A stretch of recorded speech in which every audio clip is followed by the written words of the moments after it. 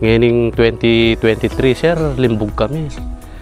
Kasi danong dintang, ngayon nireng manok, medyo may kain na, may abubal na. Kanya makuswelo kami, sir, niyang linisan din ng sapa ngayon, niyang Lakore Water Lily.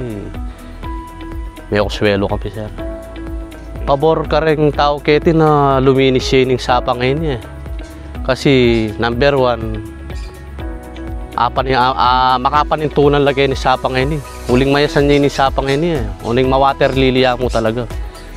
Kanya pa kami linis siya ni dakalyasopan ni sapa ngayon. Dakalyasopan. Karetang ngalang obra, makapag-obra lagay ng sapa, makapanasal la. Diyan pa niya lidyang abiyas, akware.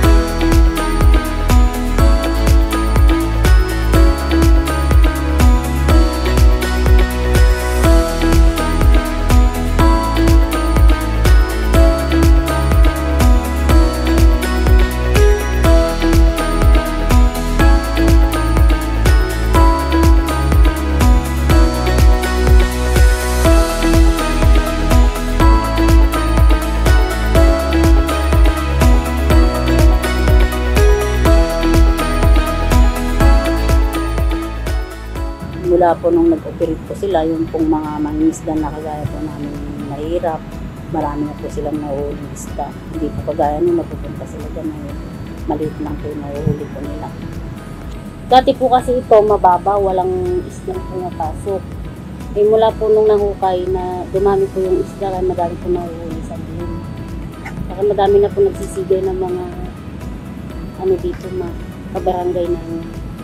Siyempre po, marami pong mahuhuling mga isda po riyan na kailangan din po sa kabuhayan. Yan po, mga iba, binibenta po nila. Inuulam din po naman yung iba.